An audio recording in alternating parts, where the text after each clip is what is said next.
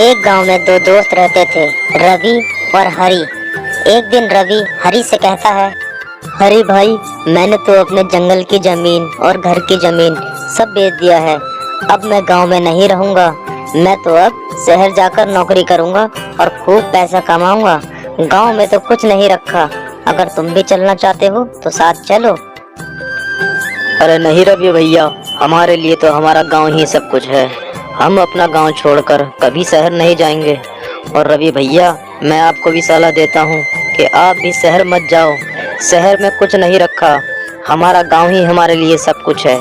शहर की दुनिया बस दिखावे की है, वहाँ पछताने के सिवा और कुछ नहीं रवि भैया। ठीक है रवि भैया, जैसा आपकी मर्जी। हम तो चले शहर पैसा कमाने। इतना कहकर रवि शहर चला जाता है और हरिया उसे देखता रह जाता है। फिर हरी भी अपने घर की ओर चल देता है।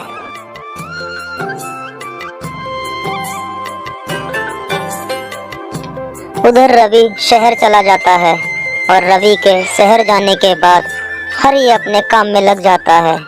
वो अपने खेतों में काम करना शुरू कर देता है।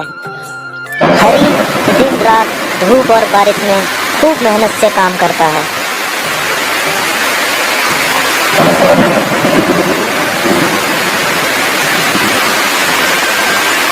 खेत का काम निपटाने के बाद हरी अपने घर की ओर चल देता है।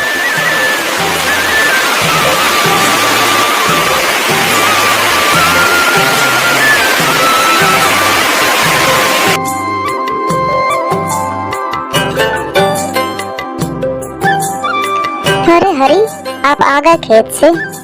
कैसा रहा आज आपका दिन? आज तो बारिश भी बहुत अच्छी हुई है। इस बार भगवान की कृपा से अच्छी फसल होगी। और हाँ, आपका दोस्त रवि शहर चला गया क्या? हाँ नीलम, मैं खेत से आ गया।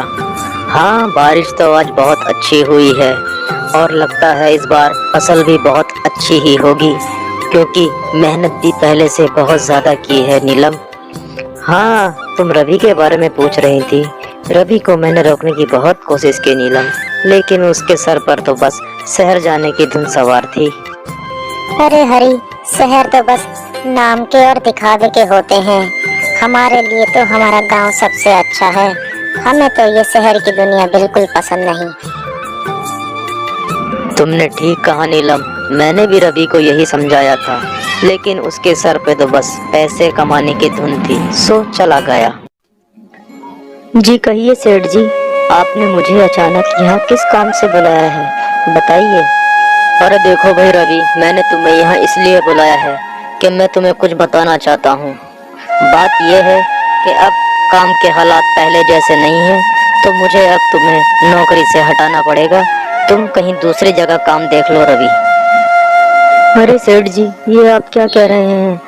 अगर आप मुझे काम से निकाल देंगे तो मैं कहाँ जाकर काम करूँगा? मैं तो शहर आया था अपने गांव की जमीन और जंगल की जमीन बेचकर, सोचा था कुछ पैसे कमाऊंगा। ऐसा मत कीजिए।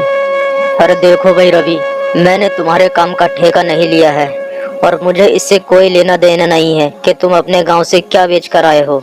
मैंने तुम्हें जो बताना था सो बता दिया। उधर हरी की मेहनत रंग लाती है और फसल पककर तैयार हो जाती है। अरे वाह, क्या बात है! इस बार तो पिछली दफा से भी अच्छी फसल हुई है, एकदम शानदार। अब इसे जाकर शहर बेच आऊंगा। उधर हरी अपने गन्ने की फसल को लेकर शहर की ओर निकल पड़ता है और यही सोचता है कि अब इसे बेचकर खूब अच्छे पैसे मिल जाएंगे।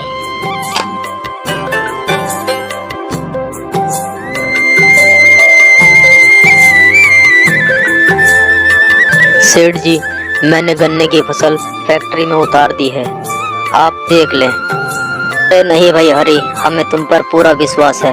ये लो अपने पैसे।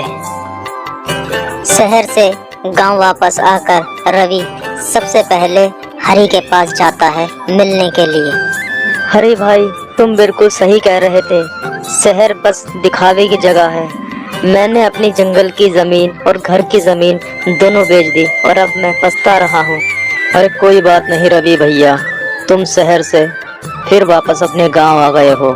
कोई बात नहीं, हम दोनों मिलकर मेहनत करेंगे रवि भैया, और फिर से तुम्हारे पास अपनी जमीन और अपना घर होगा।